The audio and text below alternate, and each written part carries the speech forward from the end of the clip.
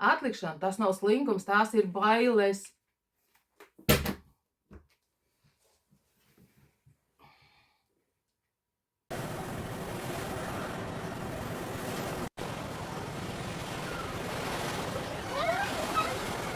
Atpazīstiet, cik reizes, jā, es to izdarīšu rīt. Es rīt sākšu mācīties angļu valodu, es rīt tieši sportot, es rīt sākšu to un to, katram jums ir savs, ko mēs sāksim.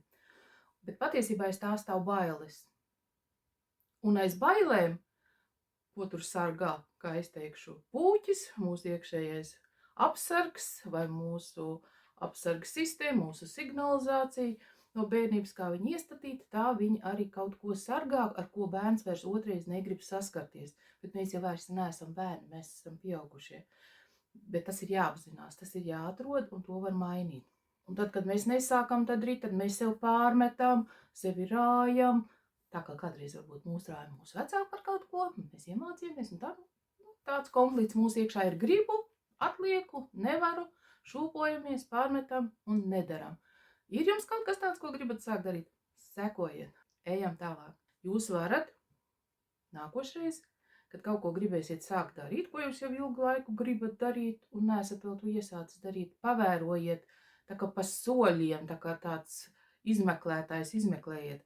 Ot es tagad gribu to darīt, nolēmu rīt sākšu darīt. Ar kas sākās, kas notiek jūsu ķermenī? Ot tad, kad pienāk tas rīts, kad jums jāiet darīt, kas notiek ķermenī? Nogurums no spēka, sāšļukums, sarāvies, vai dusmas ir, vai kas jums ir. Un noķeriet to vienu mazo īsto momentiņu, sekundītes, 2 sekundītes, to sajūtu, kas ir nepatīkami, ko jūs negribat saskarties, kad jūs sāksiet darīt.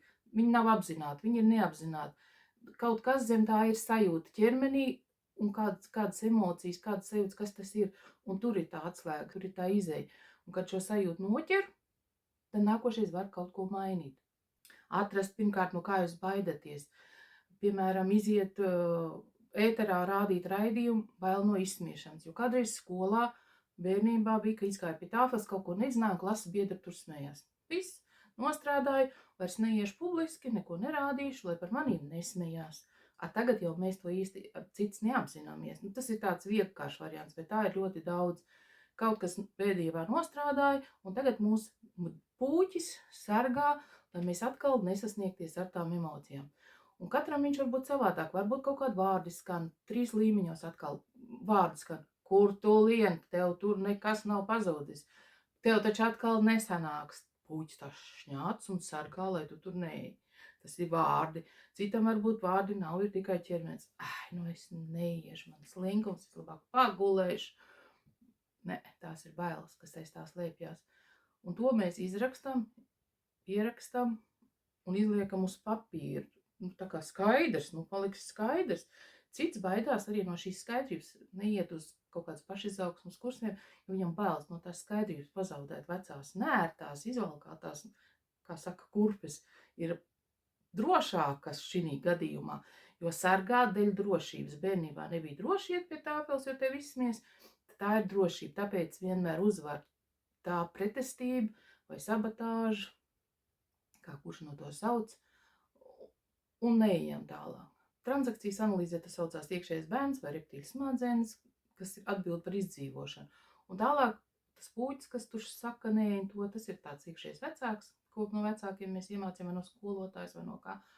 Un kas to visu var pārvarēt? Mūsu apzinātība, iekšējais pieaugušais, kad mēs to saprotam, izliekam uz papīru, jā, tā, es taču vairs neesmu bērns, es taču varu. Tas, kas man apsaukā pasūtīt, vispār nelikties, nezinu, pasmieties, zinot, jā, viņš man apsmies, tad tas ir par viņu pašu, jo katrs pats caur saviem filtriem otram izliek to, kas viņam nepatīk. Un, kad tu esi izrakstījis, izliec komentāros, izliec uz lapas, savam puķim parādu, es apzinu, atradu, un atrodiet arī tas dārgums, kas aiz visiem slēpjās kaut kāds resurs. Piemēram, ja viņš izies sociālos tīklos, viņam būs auditorija, viņam būs ienākumi, tie ir resursi, ko puķis sargā. Tad jautājums, kāpēc tas ir bailīgi. Piemēram, ja es daudz pelnīšu naudu, mani var Sibīrijā izsūtīt, vai 90. gados var nogalīt, nošaut, atņemt. Katram būs savs, kāpēc tā nauda, tas resurss ir bīstams, to var atrast. Pavērot, ja pašiem izdas, ja ne, klausieties tālāk, gan jau mēs tiksim, vai nāciet uz konsultāciju, vai uz manu klubu Telegram kanālā, kur es vedīšu grupas sesijas, kur mēs arī pieskarsimies tam, iesim un meklēsim to.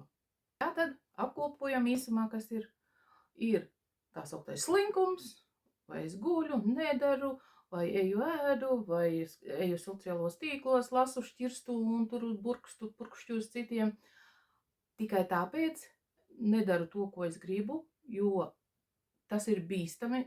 Iekšējais mūsu bērns uzskata, kas nav iznests uz ārā, apzināts, ka mēs vairs neesam bērni. Mums ir spējas, resursi, kā mēs varam pret to stāties. Pretī mainīt, kaut ko transformēt.